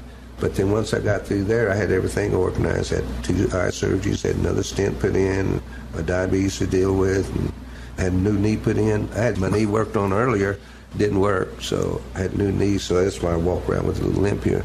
It doesn't hurt anymore, that's the main thing. And I just kind of defeated all that. I had more of my friends come and said, Kelly, we thought you were dying. I never thought like I was. I think I'll know when that time comes. I have never, ever feared death. I have a simple saying that I didn't realize till lately scared some of my people who flew with me. We would fly places and they'd be scared. I said, oh, this is a good day to die. And I think I really mean it, because it just puts me at ease. As we sit here in 2011, you look healthy, so you've overcome all that, and you don't have any health issues now. I don't have any health insurance. I do have specialists who work with me in different areas, whether it's my diabetes or my breathing or my knees and heart. And I set up appointments every 6 months to go see these specialists, and they keep watch over me. I play golf once a week. I mean, that's good and healthy for me. Yep. Diabetes is associated with Native Americans. Well, not exclusively, but there's a large percentage of Native people get diabetes, and to some degree I think it has to do with diet. I don't know that. But I do know that somehow the disease that occurs in your gums is the same thing that transfers and goes down to create diabetes. And so I work with my children all the time about caring for their teeth and so forth and so on. And diet, I suppose. Yeah, diet and exercise. So I go to the Y a couple times a week. In 2005, you were elected chief of the Seminole Nation. Right. Was that something you had always thought about wanting to do? Did they come to you, or how did that come about? The tribe had found themselves in a very dysfunctional period for this time in life. I guess with my experience, I thought I was the only one who can bring them out of their financial problems and their governmental problems. Besides the financial thing they had to deal with, one of the things that I had to deal with was earlier they had great disruption because the problem they faced was not knowing who actually won a race. The race for chief, my uncle was involved with that one. And it's not something you can take to the Bureau. We have what's called CFR court. They're best for misdemeanors and had no jurisdiction over that issue. And you couldn't take it to the state because they have no jurisdiction over us at all. And you couldn't take it to the federal government because they didn't have jurisdiction over those issues. So they were without a jurisdictional judicial body to make that decision. So it went to the council. It's like saying go to the legislature for a legal decision. They're going to divide up on sides. And that's what happened then. That's what really created and got a really bad person. I mean, he wasn't an evil person to run the tribe. He was a decent person, but just didn't know how to run government. They just came apart. That's why I stepped in. I told him I was going to do one term. The one thing that I wanted to do, and if that's all I did, I'd been fine, was to establish a tribal court. We passed that. The people approved it. It took the Bureau over 2 years to accept it. Just really, really upsets me. I still don't have confidence in the Bureau of Indian Affairs. I think they're just there to disrupt us and to stop our progress, in my opinion. I don't know what good they are. Out of Washington, the Bureau of Indian Affairs, yeah. And they have to sanction everything that you do. Right. I even passed one provision that basically stated that we could make changes in our Constitution without the signature of the Secretary. We passed that. I don't know where it's at today. But then financially, it was really, really serious problems. Nobody would give credit to us. But as senator, I'd helped every one of these people, and they would say to me, Kelly, we'll give it to you. So I got everything moving again. We were able to function. I started looking at the books. They had enough money to pay for the bills. They just didn't pay them. Boy, I put them on strict orders every week, make sure everybody pays their bills. Because if they don't, they got trouble with me. That's a habit, you know. You got to push and push and push there. The other thing, too, when I first got there were people who were in jeans and ragged old T-shirts and stuff working there. I hired Leon Lusty, who was a full colonel in the military, over personnel. He walked in, got all the employees together. Said, you come in jeans and T-shirt tomorrow, you don't work here anymore. I came to work the next day, and he's standing at the door, and he looked at he said, Chief, you're 7 minutes late. He really put that ship together. I mean, we got them dressed like they should, and they had a bad habit of the way they treated people. We won't put up with that. They get to be gone if they treat people bad. That happened to state government, too. I stepped in on many times. We got that pretty cleaned up, and I did buy property. We have a very small amount of property in the tribe. Very small, like 360 acres below the tribe. So I started setting some money aside to buy property in Seminole. I bought a office complex, a little shopping strip, where we now have some offices, and I bought 40 acres to build at-risk home for families. I bought property, but I still in real estate, so I was making sure that the properties we bought had some appreciation value. We did some of that, so we was able to, instead of taking monies and paying lease or rent, well, let's buy it and pay it to ourselves. Those kind of basic things took place to make it work. Is gaming helping the Seminoles? Not that much. When I got there, they only had one facility open. They had two that had been closed down because of some problems in Washington. I got that resolved for them. They had an $11 million fine against them. That's a lot of money for small casinos like that, but I got them to reduce that and open the other two up. They're never big money makers because business-wise, it's kind of landlocked. You've got Riverwind here, you've got this place out here, and then you've got 2-3 big ones in Shawnee. So really, Seminole County is landlocked. That's the only properties we have. We just kind of took remnants of what was available. But there's still enough to provide employment. Since being there, I created several hundred employees, which then became the biggest employer in the county. So we were able to do some good things. Yeah. Seminoles, the population is going to be of the smallest tribes? Not necessarily. Some tribes are very small. We have probably 10 to 12. 10 to 12,000, and there are tribes that are much smaller. There are 39 federally recognized tribal governments in Oklahoma. 39. So then there are many tribes that are much smaller than... Oh, there's many tribes. Now, we're the smallest of the 5 civilized tribes. Right. But then for other tribes, there's some equal to us, like Comanches, and I think they're about the same amount. But there are some who are just in hundreds. What do you see for the Seminole Nation in the next 40, 50 years? Do the young people seem interested in preserving the culture? I don't know. I haven't been able to look in that crystal ball. I don't know. Several of our young people are getting educated. Now, I don't know if my boys can come back from California. John, he's getting married while he's there. It'll take him 3 years to get out of law school. But his fiancée is on a doctoral program there. She's from Rhode Island. She's on a doctoral program, which can take her 4 to 6 years. They're going to be out there that long. And when they have to make joint decisions about where to move to for job opportunities, and they've got to make those decisions, which may or may not bring them to Oklahoma again. So the Seminoles then could diminish. In time, the culture be kept alive? Are you concerned about that? The culture is a dying culture. And the reason is that most of the people who keep the culture alive are people who are on the lower scale of socioeconomic levels. Does that make sense? Mm-hmm. Because that's what they know. They keep it alive, and that's where you go for that information. But from a practical standpoint, from day-to-day living out in the world, how much of that do you need? What's useful? Language. I don't have anybody to talk to. My children don't know, but John's in New York. Who would he talk to? Mm-hmm. I got a daughter who lives in Norton, but most of her friends are not Indians, not Seminole. So who do you talk to? It's a non-functional language. The language will disappear in time. It is going to disappear. It will disappear.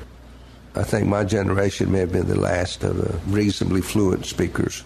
Same way with the ceremonies. My mother used to go out there.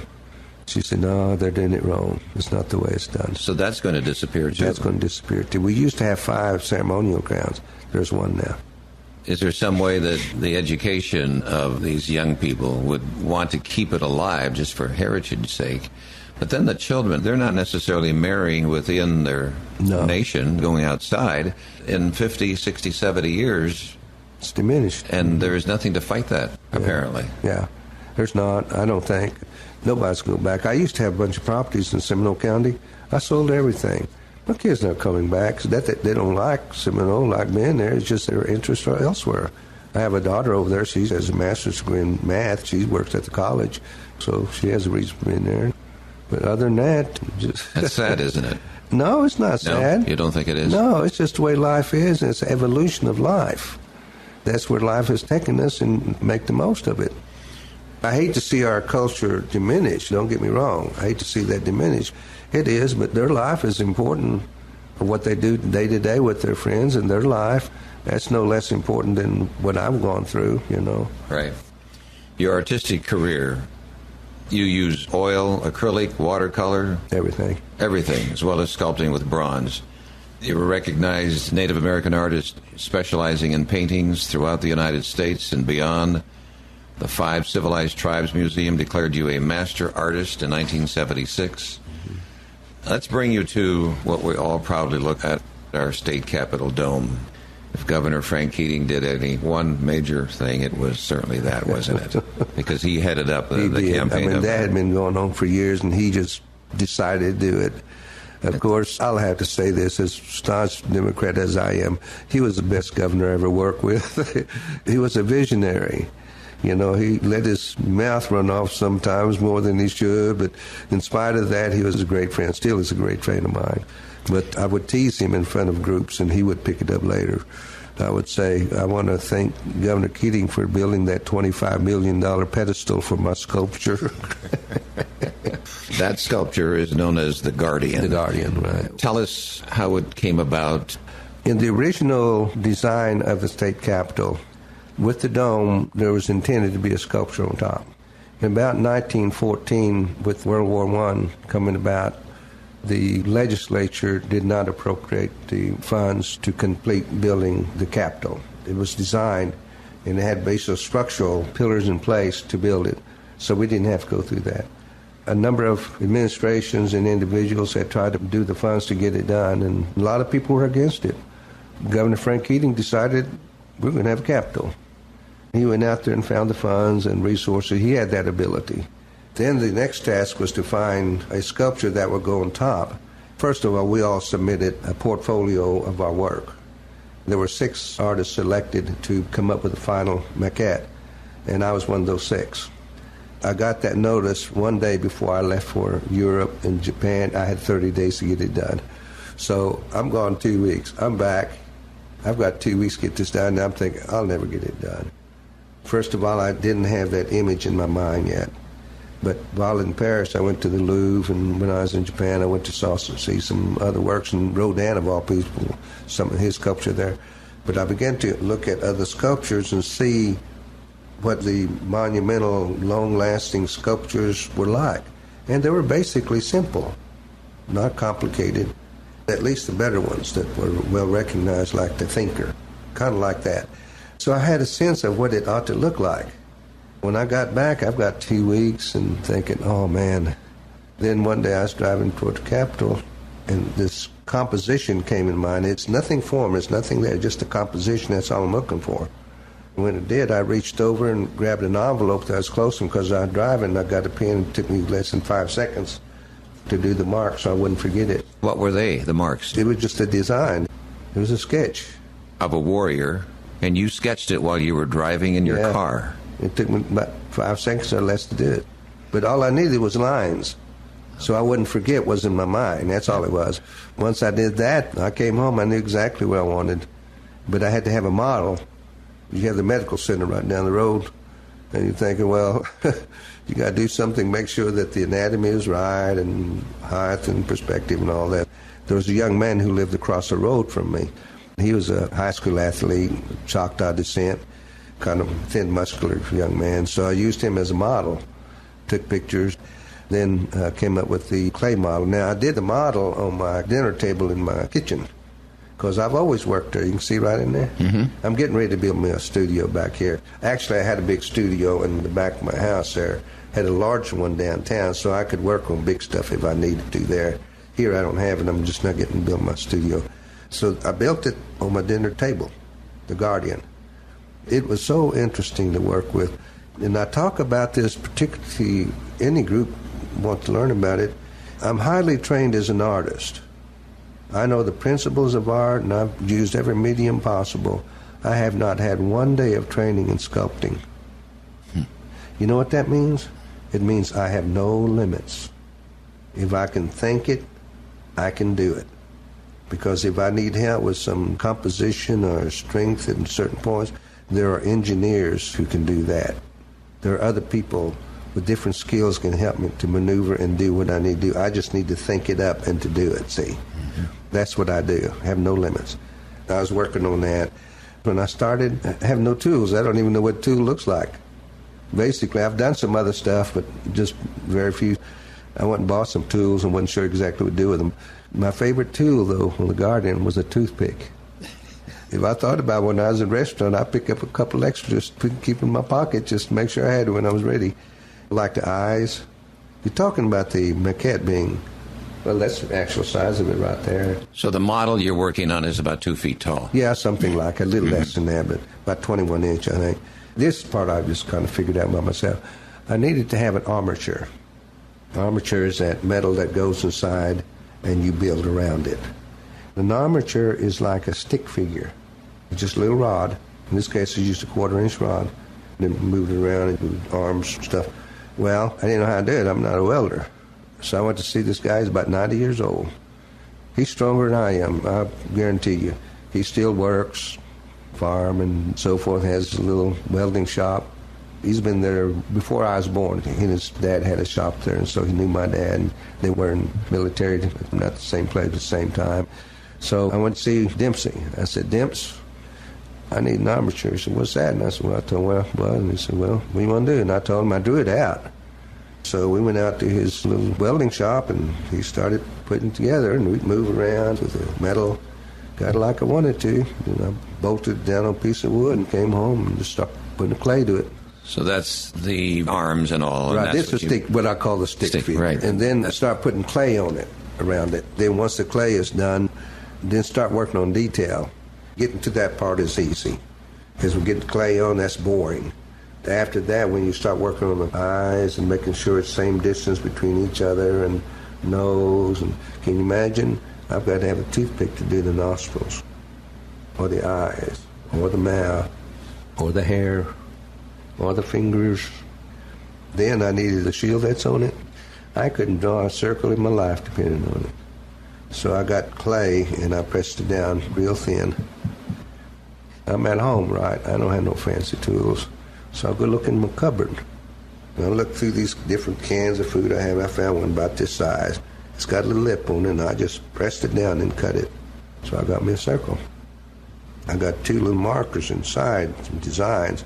I need circles, so I got 2 smaller cans and just put the image in it. And all this will be converted to a mold.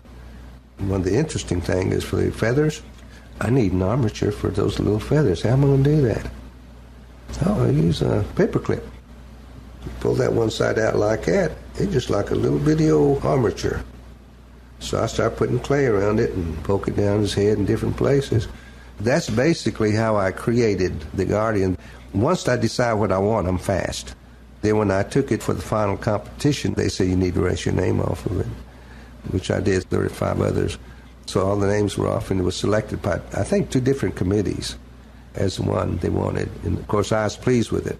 I was concerned about whether or not I could even compete, being a legislator and being head of appropriation. I did ask a question of the Ethics Commission if I could do that, and they wrote me back saying that since the project is privately funded, I could do that. Then I entered the competition and I won. That had to make you feel good. It was a blind vote. They did not know who they were voting for. Not many people had ever seen much of my sculpture, so you can imagine they didn't know what I did. Had to be a major surprise then. It was, and of course I was pleasantly surprised. The Indian male is holding a lance planted into the ground. Is there a meaning to that? There is. I did a different sculpture called Standing His Ground. It's an old Indian story of certain tribes, in this case the Comanches, where when faced with insurmountable odds, a warrior always had a strap. He tied himself to the ground with the enemy coming at him, said, "This is as far as I go, no more. This is it." In their term, it's kind of like standing his ground. That's basically what it is, and the sculpture was that. I wanted to put that on the Capitol. I thought that would have been fantastic, but early on, someone said they thought it was too confrontational. So we don't want those kinds of things. You mean standing his ground? Yeah, you could have put that up there. Yeah. But you used the concept. Well, they didn't know I did. See, so what I'm doing, the lance goes through a part of that leg and the clothing, and it's stamped to the ground. It's still standing his ground. That concept is important to me about Oklahomans, that in spite of all of the tragedies that we have faced in Oklahoma, starting from the Dust Bowl days and the tornadoes that we have and all the stuff here, Oklahomans have a way of just standing up and going again and facing the odds, whether it's wartime or whatever. That message was important. So unbeknownst to them, I did the same thing. That was important to me. People ask me which direction is it standing. That's one of the other ones. The first 2 calls I got were from Native people. They said, "Kelly, which way is it going to be facing?" And I knew what they meant. It has to face east. In our ceremonies, the principal chief's arbor faces east. When you go to those old Indian churches that I grew up in, the minister always faces east. The buildings are built that way. And it's to the rising sun because you pray to the rising sun. I tell him I'm a politician, so I had to negotiate a position here. And it's turned this way, like looking at the traffic coming from the south.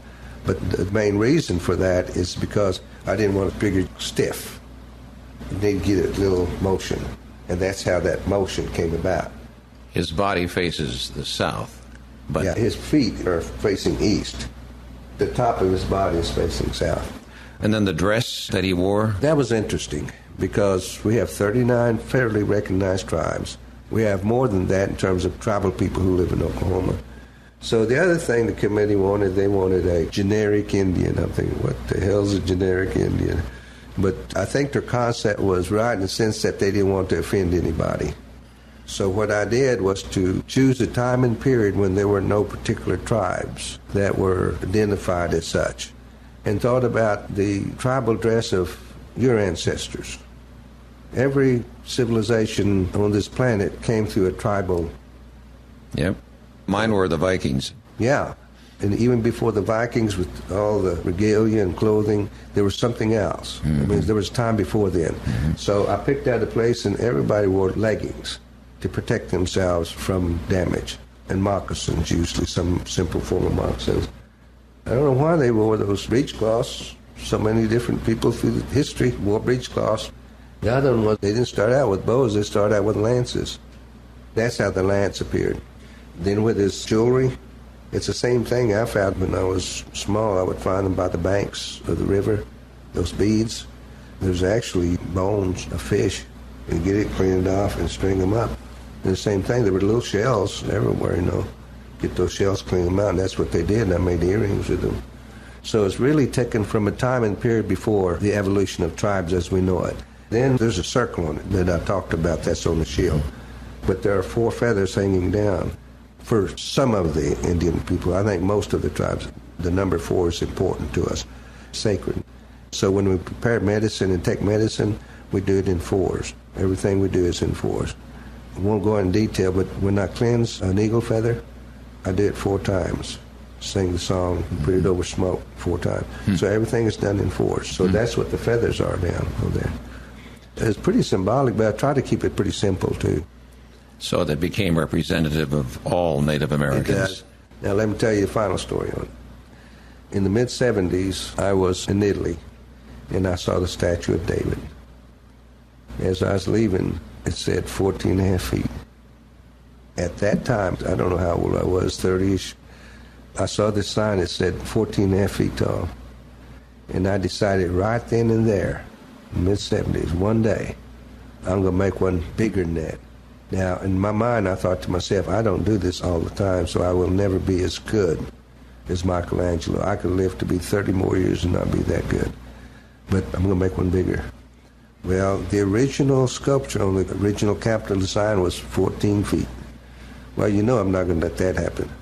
So I decided, well, 17 and a half feet. And then I was working at the foundry, and Governor Keating came down, I was looking at it, and said, Kelly, how big is that one at the nation's capital? I said, it's about 19 and a half feet.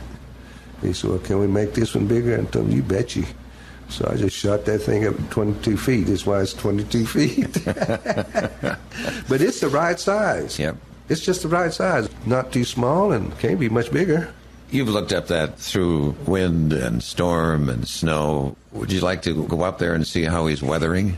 Oh, I know how he's weathering because it's just natural evolution. It can be as much as 75 to 100 years before they'll bring it down and clean it up. Oh, really? Yeah, it'll have to be down sometime. So it has weathered some already? It does. Any sculpture does. Because it's been up since 2002. Right. And it started to weather some. You just know that in your mind. Because I see some other work do that. Which is bronze. Yeah. Usually, you know, if it's at ground level and stuff, you wash it off soap and water and polish, it's like new. But you can't get up there and clean that. Doesn't that give you a sense of pride? As it turns out, the dome, it seems like now, no matter where you are in Oklahoma City, you can see it. It's a capital. It's a capital now. Right. And I had so many people say to me, like the idea, we thought we could do without it, and da-da-da. But when your sculpture went up, said we just changed our mind. Yeah. I think that made a lot of difference in a lot of people. But let me tell you what's interesting about the selection of the, quote, Indian warrior. There were suggestions for everything. You know, a sculpture of Christ, a teepee, and all kinds of stuff. Part of the deal was we had Alan Hauser do that sculpture in front. It was about 14, 15 feet tall, of a native woman. So we decided, well, we need to do a native man. Part of the reason, as I recall, is because they were getting ready to do this big land run down at Bricktown, and native people, as you probably know, don't take kindly to that. I mean, it's just part of our bad history, somebody celebrating. It's a matter of fact in history, and we understand that part. But the fact is, we don't have to like it. So that was one way of countering that. I guess most people thought it's kind of natural anyway to do that, so that's how that came about. The mail came about. Yeah. There was a $50,000 stipend that went with this. And what did you do with that? I chose not to take it. Why? Oh, there's some rondels inside the Capitol. On the walls of the House and the Senate entries, they're about this big, 4 of them. I didn't charge them for that either. And as you travel across the stage, you see these big blue signs, history marker ahead with that buffalo and eagles. I did that too. I didn't charge them. When I'm in the legislature and I'm still head of the appropriations, it's a matter of image and perspective. I decided I don't think I'll do that. I mean, I could use a 50 anytime, but I'm thinking I'll make money anyway, so I'm not going to do that. I just gave it to them. You gave it to the state. Yeah. Well, it's got to be a real sense of pride for you to look up at that. Oh, it is, and more. At the time I did it, though, see, it wasn't that big a deal. It's just what I do. That's my work. Somebody going to say, draw a circle, okay? You got to pay me $10. Draw your circle, whatever. That's my living. And at the time that I did that, I was really pleased with having been selected. But I was so busy running the campaign, too. My deal was just get it done and make it look good and do a good job of it. My family be proud and all that. Well, now, from being away from the Capitol, as I go by and look up, say, man, I can't believe I did that. Who did that anyway, huh? Who did that? And John helped me with that. I've got pictures of him on top with that great big old head, putting clay on and so forth. Yeah. Wow. So it means more to me today in terms of pride for me than it did at the time I did it. As you just mentioned in passing, of course, you have other sculptures at the Chickasaw Nation headquarters, right, and the Chickasaw Warrior, the Standing His Ground you mentioned at Seminole State College right in Seminole. You've hosted your own weekly TV program. You narrated and worked as a consultant for the Seminole series of the Discovery Channel's 1993 TV documentary, How the West Was Lost. You taught at Oklahoma City University. You own an art gallery, Haney Incorporated, right, and you're still working your art today. Yeah. You want to know what I'm working on right now? What's that? Working on a book. We're about 85 to 90% through with the first draft of the manuscript, and we'll finally get to the point where we'll get it published as a book. Then working with the movie people. I talked to Morgan Freeman about that. I want him to be in my movie. Now, hope he's still around when they're written. I hope I'm still around. But You've talked to him about it? I hung so out you know with him him one night, all night. Really? Yeah, him and Willie Nelson, of all people. Where? At Durant. So they were going over there, and I had a friend call and said, you want to hang out with us? I said, yeah, I'll do that. So I went over, and my daughter Brooke and I were working on it, so I gave him the outline. He said, I like that. He said, won't you and Brooke come to my house in Mississippi? Of course, I became chief, and he's off making 1,000 movies, and so maybe in the next 6 months to a year, I'll be able to go down and visit with him again. Lou Diamond Phillips sent word to me that he'd either like to be in it or direct it. Oh. So I know him, too. Anything you reflect on, your most important accomplishments? My children? Really, I thought that many times. I thought, oh, there's my greatest creation, is my children. Just simple. Yeah. Well, you've done a lot. You've accomplished a lot. Anything in advice to students that you might offer them, life as an artist, life as a public servant? What would you say to them? Dream big. Believe in yourself. Work hard. How would you like to be remembered? I don't think about that. When I'm gone, I'm gone. Whatever memory there's going to be of me, it's either after or it's not. I've done what I wanted to do. I've been real fortunate in life to be able to do the things I want to do. So what happens after my life, I don't have thoughts about that. You've certainly made an indelible mark in the state of Oklahoma through legislation and so forth, but obviously the one we can see in the dome will be part of your lasting legacy. There's no question about that. I'm working on one to go into China right now for Beijing. A sculpture? Uh-huh. I just set up a new corporation to work with Chinese investors in Oklahoma businesses. I've got some people coming over for the next 30 days, one to look at some investment opportunities in Oklahoma City, and the other one is they've shown an interest in working with oil-related businesses in Indian country. So I'll have to get a lawyer that specializes in that, for instance. They're coming over in about a month. So I'm still involved in business enterprises. And you're doing a sculpture for them to have over there. Yeah. Well, this all ties in. One thing, when you work in China, particularly, and I've known this from my years of working there, it's going to take you 2 years to establish a reasonable trust relationship with them. But think what happens if I put a sculpture there. See how fast that moves along. So I've got some guys working on it for me right now. As we finish up, can you say something in Seminole, a saying or a song or anything in Seminole? Oh, you don't want to hear me sing. There's a saying that old people used to use a lot. Because in our language, as it is in many tribes' languages, there's no word for goodbye. We say, Ogida Ozin Hadam Tehizaklis. As time permits, we'll see each other again. Very good. Mm-hmm. That language, what you just said, might be fading. Fading. It is. And you could speak longer terms to me in your language, couldn't you? Yeah. Just say something overall about this experience that you've enjoyed and whatever in Seminole. I don't even know what to think. I speak best whenever I don't think about it. And when people just start talking, I reflect. So then in Seminole, reflect a little bit on your mother. This is my mother. When Saskidadi Gitazatman Nilasi Gitazat Yan Yahagidan Pohamadut.